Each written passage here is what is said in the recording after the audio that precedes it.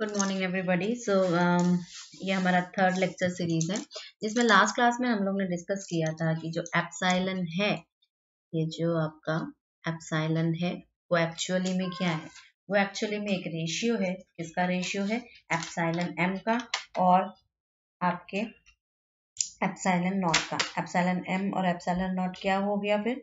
Epsilon M और epsilon nought में एक डायलेक्ट्रिक परमिटिविटी लिखते हैं जैसे epsilon N upon epsilon nought, ठीक है, जिसमें ये हो गया आपका dielectric permittivity permittivity of the given dielectric material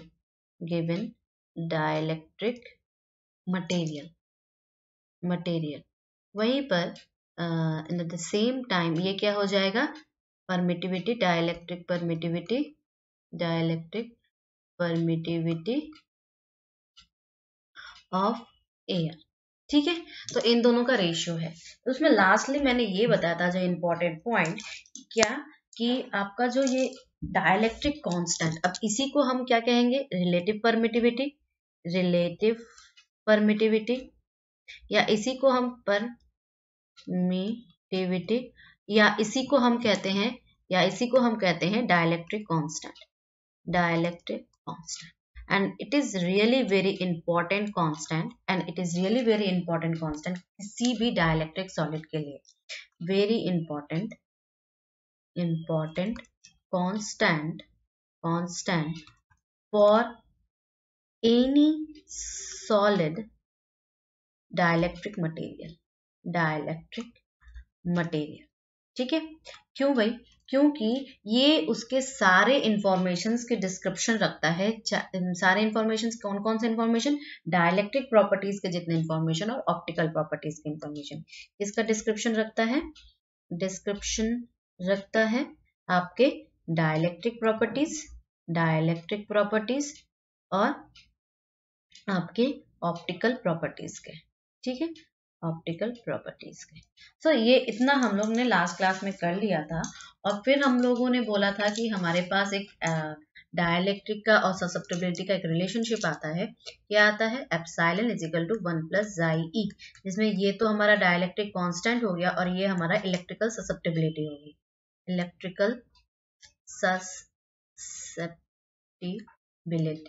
okay. अब हमारे पास देखिए, जब हम लोग एनालिसिस करते हैं तो हमारे पास क्या मिलता है? हमारे पास दो काइंड्स ऑफ मटेरियल मिलते हैं। एक आइसोट्रोपिक डाइलेक्ट्रिक मटेरियल और दूसरा हमारे पास एनआइसोट्रोपिक डाइलेक्ट्रिक मटेरियल। अब आइसोट्रोपिक हम जानते हैं not dependent on direction, means it is all the properties are equal in always in all direction, ठीक है। तो not dependent on directions, ठीक है, जबकि ये डिपेंडेंट ऑन डायरेक्शंस होते हैं, ठीक है। अब हमारे पास दो कलर के मटेरियल हो गए, तो हम क्या कहते हैं? हम जब जाई को क्या लिए हैं? एक आइसोट्रोपिक मटेरियल जब लिए, तो फर्स्ट केस हमारा क्या है? इसको दूसरे पेज पे जाते हैं।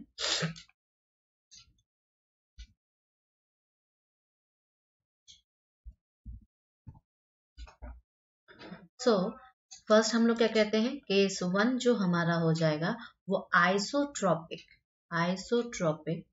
डाइलेक्ट्रिक मटेरियल का हो, ठीक है, आइसोट्रोपिक डाइलेक्ट्रिक मटेरियल। अब इस आइसोट्रोपिक डाइलेक्ट्रिक मटेरियल की क्या प्रॉपर्टी है भाई? हम कह रहे हैं कि ये ऑल एंगल्स में सेम है। इसका मतलब हमारे पास जो पोलराइजेशन वेक्टर है वो क्या हो गया? एप्सिलॉन-1 हो गया और बाहर निकल जाएगा ये, क्योंकि ये कॉमन था, ठीक है। क्यों? ओके। नेक्स्ट हम कह सकते हैं इसी से कि हम P को जब एप्सिलॉन नॉट E कह रहे हैं तो ये हमारा एप्सिलॉन-1 हो रहा है, जो कि हमारा जाई E है। ये हम लोग ने लास्ट क्लास में डिराइव कर चुका था, ठीक है। तो ये इलेक्ट्रिकल परमिटिविटी हो गई। अब एक चीज और क्या है, जब हम इसमें 1 को प्लस कर दें, मीन्स क्या हो गया कि नाउ अगर सोचिए मैंने इसको इधर ला दिया, क्या? एप्सिलॉन नॉट E, ठीक है, प्लस पोलराइजेशन वेक्टर P, तो क्या हो जाएगा? एप्सिलॉन नॉट एप्सिलॉन E हो जाएगा, या हम इसी को कहते हैं EME, या हम इसी को कह सकते हैं E नॉट E नॉट। ठीक है, तो ये जो वेक्टर है ये हमारा इलेक्ट्रिकल डिस्प्लेसमेंट वेक्टर है।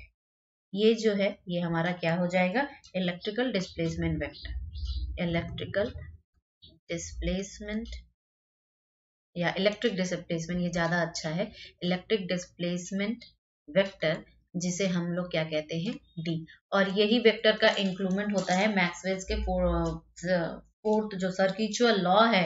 एक्चुअली सर्किचुअल लॉ में जो मॉडिफिकेशन हुआ, जो पहले नहीं था, बाद में उसका जब मॉडिफिकेशन हुआ, इसी डिस्प्लेसमेंट वेक्टर को उसमें जोड़ा गया था। ठीक है, लेकिन अगर सेकंड केस की बात करें, सेकंड केस में हमारा क्या आता है, an isotropic material, an isotropic material. अब ये एनआइसोट्रॉपिक मटेरियल हमने अभी बताया कि ये डायरेक्शन डिपेंडेंट होते हैं। जब ये डायरेक्शन डिपेंड हो जाते हैं तो ये जो ससेप्टिबिलिटी है और ये डाइलेक्ट्रिक कांस्टेंट है, ये अब नो मोर वेक्टर्स तो हैं, मतलब वेक्टर्स भी हैं, और साथ में ये एक वैल्यूज को अपने पास होल्ड भी रख रहे हैं। साथ में हम ये भी कहेंगे कि ये डायरेक्शन डिपेंडेंट भी है। तो इसका मतलब क्या है कि आपकी जो ससेप्टिबिलिटी है और डाइलेक्ट्रिक कांस्टेंट है, लिखते हैं इसको, the susceptibility and the susceptibility and the dielectric constant, actually dielectric constant, ये जो है no more simple vectors, they becomes क्या, they becomes a tensor quantity, becomes a tensor quantity, tensor quantity। क्यों भैया, क्यों, because of their direction dependency,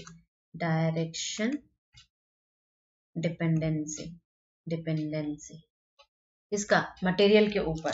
ठीक है, तो अब ये टेंसर क्वांटिटी हो गया। जब ये टेंसर क्वांटिटी हो गया तो हम इसको कैसे लिख सकते हैं कि हमारा जो पोलराइजेशन वेक्टर है वो क्या हो जाएगा, जाई ई कैसे चलेगा, जाई ई एक टेंसर के फॉर्म में चलेगा और साथ में आपका इलेक्ट्रिकल वेक्टर आएगा। ठीक है, या हम इसको ऐसे भी लिख सकते हैं, एंड ऑल्सो ये पोलराइजेशन हो गया और साथ में ये आपका डाइलेक्ट्रिक कांस्टेंट हो गया, जो कि हम ऐसे कर सकते हैं, वो भी क्या हो जाएगा 1 प्लस जाई ई, जो कि एक क्या है, tensor quantity. So these two things are very important, जब हम ये डिफरेंशिएट करते हैं कि हमारा मटेरियल क्या है। और इस आइसोट्रोपिक एंड एनआइसोट्रोपिक मटेरियल के बारे में हम आपको जब डिस्कस करेंगे बाउंड्री लेवल्स, तो ये बहुत ही इंपॉर्टेंट फैक्टर आएगा उस वक्त। ठीक है, so this page ready. Next हम कहेंगे कि चलो हम लोगों ने ये सारी चीजें बता दी, इलेक्ट्रिकल ससेप्टिबिलिटी, डाइलेक्ट्रिक मीडियम। अब हम लोग इसके फीचर फील्ड की बात करते हैं। एक्चुअली देखिए, एक ओवरव्यू दे रहे हैं, फिर हम लोग इसको बाद में अच्छी तरह से डिस्कस करेंगे। सोच लीजिए ये हमारा कोई डाइलेक्ट्रिक मटेरियल है, ठीक है। तो सबसे पहले डाइलेक्ट्रिक मटेरियल में हम लोग ने क्या पढ़ा, पोलराइजेशन होगा। किसका पोलराइजेशन होगा, डाइपोल्स मूवमेंट का पोलराइजेशन होगा, डाइपोल मूवमेंट्स का। ठीक है, और यही क्या कहती है, डाइपोल थ्योरी कहती है, डाइपोल थ्योरी कहती है। ठीक है, जब यही डाइपोल थ्योरी कहती है तो हम क्या कहेंगे भाई, कि इसका मतलब यहाँ पे lots of numbers of dipoles are present, right, lots of numbers of dipoles are present. तो जब यहाँ पे lots of number of dipole present रहेंगे तो एक सिंगल डाइपोल का तो हम कहेंगे कि बाहर से जितनी इलेक्ट्रिक फील्ड दे रही है वो डाइपोल की खुद ने जितनी इलेक्ट्रिक फील्ड जनरेट की है, दोनों इक्वल है। लेकिन यहाँ पर तो ऐसा नहीं है, यहाँ पर तो सिंगल प्रेजेंट नहीं है, यहाँ पे तो बहुत सारे प्रेजेंट है। सो क्या होगा कि हम लोग जब किसी भी डाइलेक्ट्रिक मटेरियल का इलेक्ट्रिक फील्ड कैलकुलेट करें तो हम सोच लेते हैं कि हमारे पास एक कोई पॉइंट P है। अब इस पॉइंट P पर इन सभी डाइपोल्स का क्या इफेक्ट हो रहा है, या इसका चार्ज डिस्ट्रीब्यूशन या इंड्यूस्ड चार्ज या पोलराइजेशन कैसे हो रहा है किसी एक पर्टिकुलर पॉइंट पर, जो हमारा ऑब्जर्वेशन पॉइंट है, उसी के बेस्ड ये सारी चीजें होती हैं, मतलब डाइलेक्ट्रिक मटेरियल का जब हम लोग क्या कैलकुलेट करते हैं, इलेक्ट्रिक फील्ड, डाइलेक्ट्रिक मटेरियल का जब भी हम लोग इलेक्ट्रिक फील्ड कैलकुलेट करते हैं तो हम लोग एक particular at a particular point पर कंसिडर करते हैं। ठीक है, क्यों, इसी वजह से हम लोग इसको लोकल फील्ड कंसिडरेशन से ही कैलकुलेट कर पाते हैं। लोकल फील्ड कंसिडर, ठीक है। तो अब जब लोकल फील्ड कंसिडर करेंगे तो हम क्या कहेंगे कि हम लोग इफेक्टिव इलेक्ट्रिक फील्ड कैलकुलेट कर रहे हैं। क्या कैलकुलेट कर रहे हैं हम लोग? इफेक्टिव फील्ड को कैलकुलेट कर रहे हैं, इफेक्टिव फील्ड को कैलकुलेट कर रहे हैं। और ये इफेक्टिव फील्ड कहाँ पर है? ये हमारे जो एक डाइलेक्ट्रिक प्रॉपर्टीज को एक पर्टिकुलर एटॉमिक साइट पर हम ले जा रहे हैं, तब हम उसको कैलकुलेट कर रहे हैं। तो हम क्या लिख सकते हैं कि हम लोग डाइलेक्ट्रिक मटेरियल के लिए क्या कैलकुलेट करते हैं? हम लोग डाइलेक्ट्रिक मटेरियल के लिए लोकल फील्ड कैलकुलेट करते हैं। और ये लोकल फील्ड क्या है? लोकल फील्ड है इफेक्टिव इलेक्ट्रिक। एक्चुअली अगर कभी कहा जाए कि what is your local field, local field, ये एक बहुत इंपॉर्टेंट क्वेश्चंस भी आते हैं, चाहे वो ग्रेजुएशन करे, ठीक है, या पोस्ट ग्रेजुएशन में मटेरियल साइंस ले या सॉलिड स्टेट फिजिक्स ले, उन लोगों के लिए बहुत जरूरी है that what are the local fields. Local field क्या होता है? एक effective field. The effective field, effective field कहाँ पर? At an atomic site, at an atomic site, ठीक है, एटॉमिक साइट पर। कितना? किसके एटॉमिक साइट? किसके? ये एक डाइलेक्ट्रिक मटेरियल के एटॉमिक साइट पर। फॉर अ गिवन लिख दो, या given for a given dielectric material with the proper dielectric properties, with a proper dielectric properties, ठीक है, ये प्रॉपर, ठीक है। तो ये हमारा इलेक्ट्रिक फील्ड हो गया। अब ये इलेक्ट्रिक फील्ड क्या है? ये हमारा एक्चुअली देखिए, जब भी हम किसी भी चीज के एनालिसिस कर रहे हैं तो हम हमेशा उसके दो एस्पेक्ट्स को देखते हैं। कौन कौन से दो एस्पेक्ट्स को देखते हैं? एक एस्पेक्ट उसका देखते हैं कि मैक्रोस्कोपिक लेवल पे क्या कर रहा है, मैक्रोस्कोपिक लेवल पर वो क्या कर रहा है, और एक हम देखते हैं कि माइक्रोस्कोपिक लेवल पर वो क्या कर रहा है। देखो, सबसे पहले भी मैंने ये बताया था कि जब डाइलेक्ट्रिक प्रॉपर्टीज, डाइलेक्ट्रिक मटेरियल को डिस्कस करें तो उससे माइक्रोस्कोपिक लेवल पर क्या हो रहा है या उसके माइक्रोस्कोपिक लेवल पर क्या हो रहा है, ठीक है। तो ये जो ई लोकल है ये माइक्रोस्कोपिक लेवल पे काम करता है, जबकि मैक्रोस्कोपिक पर हम पूरा का पूरा ओवरऑल इलेक्ट्रिक फील्ड देखते हैं। याद रहे कि मैक्रोस्कोपिक लेवल पर हम ये ओवरऑल देखते हैं। तो जो मेथड हम लोग यूज करते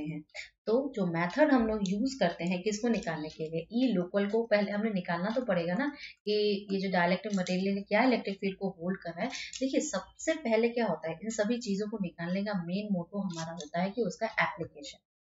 डाइलेक्ट्रिक मटेरियल जो मटेरियल साइंस ने या सॉलिड स्टेट फिजिक्स में बनाया गया, इसका मेन मोटो क्या है? हम अपने एप्लीकेशंस में उसका यूज कर सकते हैं। तो एप्लीकेशन को कैसे यूज करेंगे? जब तक ना हम मटेरियल की टोटल भीतर की प्रॉपर्टीज को एनालाइज करेंगे ना, प्रॉपर्टीज को एनालाइज करेंगे, तो प्रॉपर्टीज में एनालाइज में सबसे पहले हम इलेक्ट्रिक फील्ड कैलकुलेट करेंगे। और हम देख रहे हैं कि ये जो इलेक्ट्रिक फील्ड है ये एक्चुअली ई लोकल को कैलकुलेट करने के बाद ही हमें मिलता है, ठीक है। तो जो मेथड हम इस्तेमाल करते हैं, जो मेथड हम लोग कैलकुलेट करते हैं मैक्रोस्कोपिक लेवल पर, वो मेथड से हम इस इलेक्ट्रिक फील्ड को नहीं करते हैं। हम लोग एक्चुअली माइक्रोस्कोपिक लेवल पर जाते हैं, माइक्रोस्कोपिक लेवल पर जाके इसको कैलकुलेट, ओके, माइक्रोस्कोपिक लेवल पर जाके कैलकुलेट करते हैं। और इसमें सबसे इंपॉर्टेंट जो बात आती है वो है लोरेंज, लॉरेंज फील्ड, ठीक है, लॉरेंज फील्ड, ठीक है। और ये लॉरेंज आप कह सकते हो कि ये जो लॉरेंज मेथड ही है, इसको कैलकुलेट करने का मेन तरीका है, ठीक है। So I am moving the next page.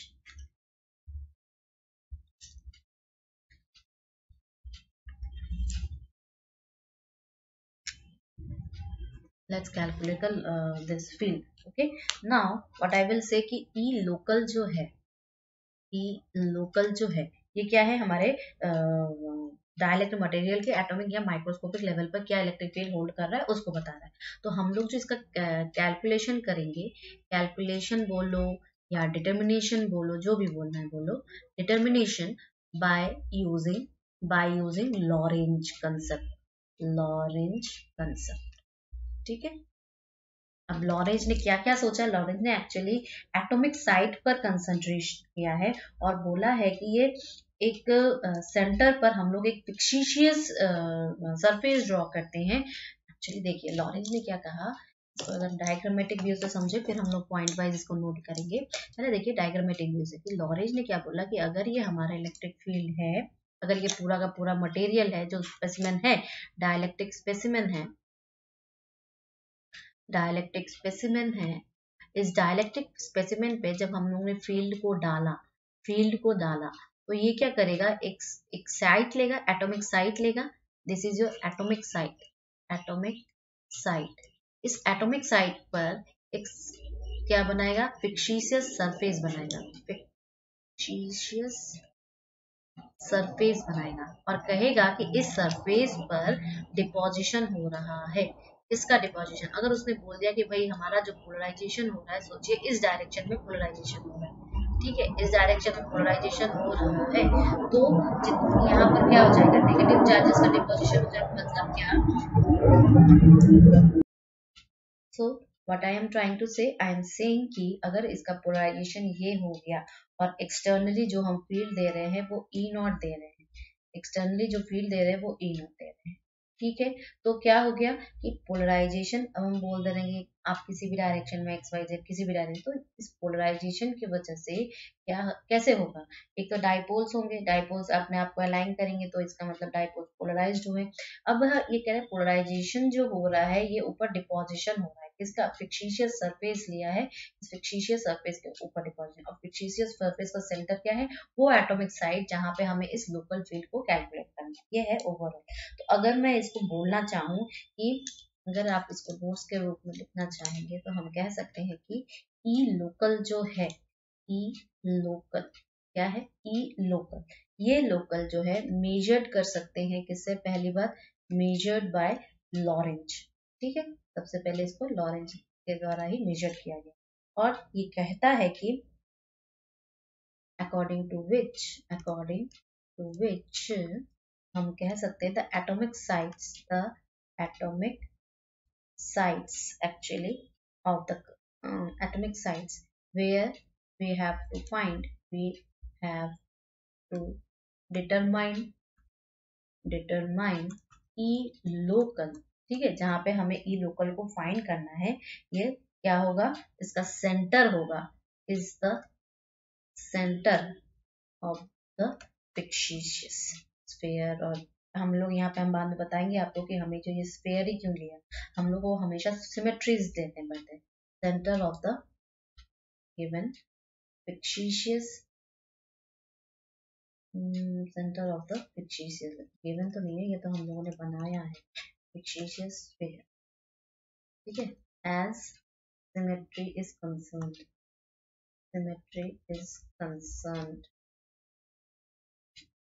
Concerned है, ठीक है, हम बताएंगे आपको कि हम लोग यहाँ पे सिमेट्री को कंसर्न कर रहे हैं, ओके। तो अगर मैं बोलूं कि इस मॉडल में हमने क्या पाया, फिर अकॉर्डिंग टू दिस मॉडल हम देखेंगे कि ई लोकल जो है वो एक्चुअली क्या है, चार तरह के इलेक्ट्रिक फील्ड का समेशन है। पहला तो ई नॉट हो जाएगा, फिर ई डीपोलराइजेशन हो जाएगा, फिर ई लॉरेंज हो जाएगा और फाइनली ई जो डाइपोल्स के द्वारा है।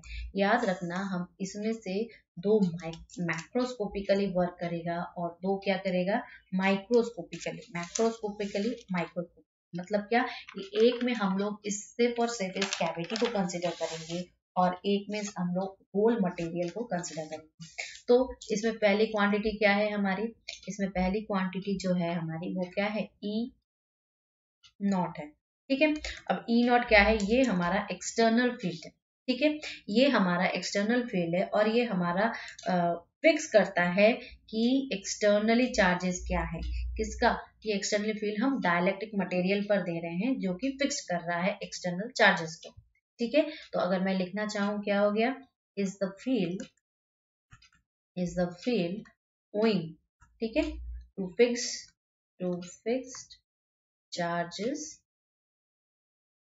external to the dielectric body, okay. Next हम कहेंगे डीपोलराइजेशन। अब ये डीपोलराइजेशन क्या है भाई, एक बात बताइए,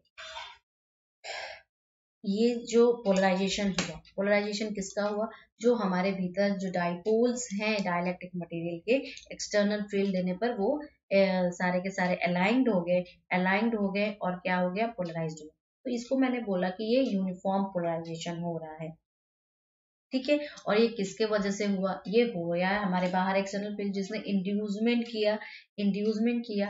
तो ये जो डीपोलराइजेशन है, ये डीपोलराइजेशन है जो यूनिफॉर्मली हो रहा है पोलराइजेशन के कारण। ये डीपोलराइजेशन यूनिफॉर्मली हो रहा है पोलराइजेशन के कारण, जो कि क्या करना चाह रहा है, जो एक्चुअली अपोज करता है ई नॉट, जो एक्चुअली अपोज करता है ई नॉट को। और ई नॉट क्या है, जो एक्सटर्नल फील्ड हमने दिया है। All things are due to the stabilization of material. हर मटेरियल चाहता है कि हम अपने स्टेबल अवस्था में रहे, लो एनर्जी लेवल पर रहे, ठीक है। तो पोलराइज करने के लिए वो अपना क्या खर्चा कर रहे हैं, पोटेंशियल एनर्जी खर्चा कर रहे हैं। और मैंने लास्ट क्लास में बताया था ये potential energy P dot E होता है, पी डॉट ई होता है। दैट्स वाई डीपोलराइजेशन क्या है, जो यूनिफॉर्म पोलराइजेशन हुआ है उसके कारण ही ये उत्पन्न हुआ है। एक्चुअली वो अपोज करना चाह रहा है आपके ई नॉट। तो what I will write that, next page में लिखते हैं इसको।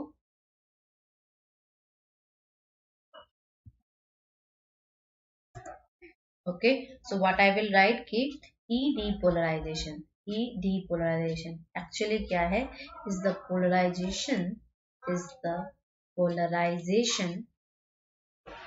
field caused by the polarization field caused by the uniform polarization polarization by the of uniform polarization किसका, of the dielectric material, DM लिख दिया, ठीक है। अब ये फील्ड क्या है, ये फील्ड एक्चुअली इंड्यूस कर रहा है, हमने अभी बोला कि डाइलेक्ट्रिक मटेरियल पर सरफेस पे सारा चार्ज का इंड्यूसमेंट होता है। तो एक्चुअली ये क्या करेगा, ये इसको अपोजिट करेगा। तो field having its origin in induced surface, ठीक है। जो सरफेस हमने दिखाया स्फीयर जिसके ऊपर पॉजिटिव और नेगेटिव चार्जेस हैं, सरफेस चार्जेस अपोजेस, इसको अपोज कर रहा है भाई, ये ई नॉट को अपोज कर रहा है। फाइन। अब नेक्स्ट आ जाओ ई एल पर। ई एल क्या है, लॉरेंज फील्ड। अब देखो ये दोनों क्या था, ये दोनों माइक्रोस्कोपिकली सारी सिस्टम को देख रहा है। पर अब जब ई एल और ई डिप हम कहेंगे, ये दोनों फील्ड जो है माइक्रोस्कोपिकली वॉच करेगा। अब ई लोकल क्या है, कि हमने अभी कहा कि आपकी जो ये टोटल सरफेस है, इस सरफेस के जो जिस एटॉमिक साइड पर हमें ऑब्जर्व करना है, वहां पे हमें एक सेंटर समझ के स्फीयर लेना है। तो स्फीयर जो लेना है एक्चुअल में क्या है, एक्चुअल में अगर मैं बोलूं इसका पोलराइजेशन इस डायरेक्शन में है, ठीक है। और मैंने बोल दिया कि भाई ये कोई ए है, ठीक है। तो ये एंगल क्या हो गया, एक तो ये एंगल हो गया आपका थीटा। फर्स्ट थिंग ये हो गई पोलराइजेशन की डायरेक्शन, जिसमें हमने कहा कि हम जेड डायरेक्शन में इस पोलराइजेशन को ले रहे हैं। दूसरी चीज यहाँ पे क्या हो रहा है, सरफेस का डिपोजिशन हो रहा है, सरफेसेस पर पॉजिटिव और नेगेटिव चार्ज का डिपोजिशन। तो हम इसको कहते हैं एक्चुअल में एक कैविटी, इसको हम कहते हैं कैविटी, ठीक है। ये एक फिक्सिशियस सरफेस है, ये कैविटी क्या है, फिक्सिशियस है।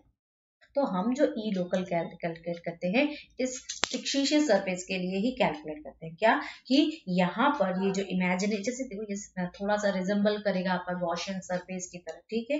गॉसियन सरफेस की तरह रिजेंबल क्या कर रहा है, ये एक इमेजिनरी सरफेस हुआ जो कि फिक्सिशियस कैविटी से क्या है, सराउंडेड है या बाउंडेड है। तो इसके वजह से जो फील्ड जनरेट हुई है, मतलब जो सरफेस पर चार्जेस जो डिपॉजिट हुए हैं, इसके वजह से जो फील्ड जनरेट हुई है उसी को हम ई लोकल कहते हैं, ठीक है। समझ में आ गया। सो what I will say that E L is the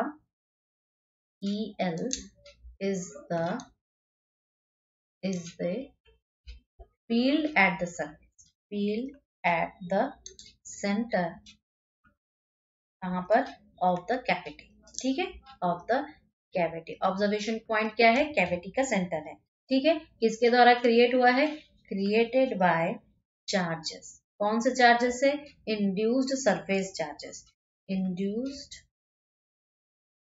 on the imaginary surface, ठीक है, इमेजिनरी सरफेस। क्योंकि भैया हम लोग इसको फिक्सिशियस कह रहे हैं ऑलरेडी। सरफेस किसके द्वारा बाउंडेड है, bounding the fictitious cavity, fictitious cavity, okay, fictitious cavity.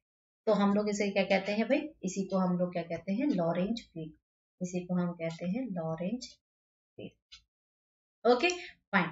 अब लास्ट बचा हमारा कौन सा, ई डिप, ई डिप यानी ई डाइपोल एक्चुअल, देखिए मैंने अभी बोला था कि ये और लॉरेंज दोनों ही माइक्रोस्कोपिक लेवल को होल्ड कर रहे हैं, तो हम कहेंगे कि हमारे सेंटर पर देखो सबसे ओवरऑल तो ये पूरा मटेरियल आपके डाइपोल से बना है, राइट। तो हम क्या कहेंगे कि हम कहेंगे कि जो हमारा डाइपोल्स है उस जो कैविटी, अब ये आ जाओ बस इस कैविटी पर ही कंसंट्रेट कर रहे हैं ये दोनों। तो इस कैविटी में जितने भी डाइपोल्स, इस कैविटी में जितने भी डाइपोल्स होंगे वो इसके सेंटर पर क्या इलेक्ट्रिक फील्ड का कंट्रीब्यूशन दे रहे हैं, हमें बस वही मेजर करना है इस E dip. So what I will say that E dip is the field at the centre, field at the centre, ठीक है, of the cavity, center of the cavity, field at the center of the cavity, ठीक है। इसके द्वारा contributed, contribute किसके द्वारा किया गया है भाई, contributed by the dipoles, ठीक है, contributed by the dipoles। याद रखना ये डाइपोल्स जो है किसके भीतर है, सिर्फ और सिर्फ विद इन द कैविटी, हमें बस उन्हीं को कंसिडर करना है with in. So E dip will be what? E dip.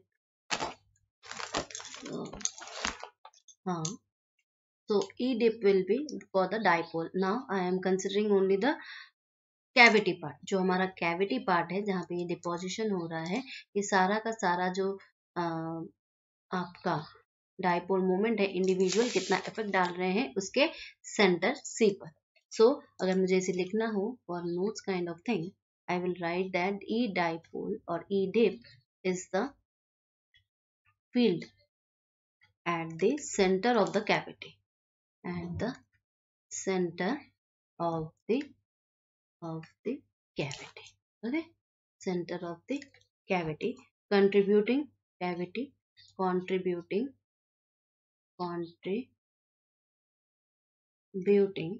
by the dipoles कहाँ है ये dipoles, with in the cavity, with in the cavity. So now I will got कि हमें ये जो ई लोकल जो हम लोग किसी भी डाइपोल का किसी भी डाइलेक्ट्रिक मटेरियल का निकालते हैं वो एक्चुअली क्या होता है। और एक और पॉइंट है, ये हमारा क्या है, ये हमारा ई डीपोलराइजेशन है, ठीक है। ई डीपोलराइजेशन याद रखना हमेशा जो है पोलराइजेशन p वेक्टर से ही ये कैलकुलेट होगा। ये depolarization is always calculated by polarization p only, ठीक है। पोलराइजेशन p से ही हमारा ये कैलकुलेट होता है। और यहाँ पर हम लोग सिर्फ और सिर्फ कंसिडर कर रहे हैं सिमेट्रिकल स्पेसिमेन,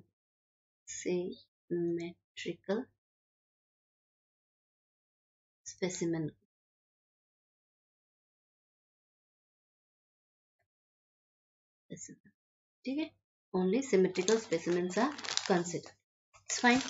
तो अगर हम देखना चाहें कि हम कैसे इसको कैलकुलेट करते हैं तो सबसे पहले देखना इसके जो चार पार्ट्स हैं। तो फाइनली जो ई लोकल का फॉर्मूला क्या आ गया, ई लोकल का फॉर्मूला आ गया ई नॉट जो कि बाहर के वजह से है प्लस ई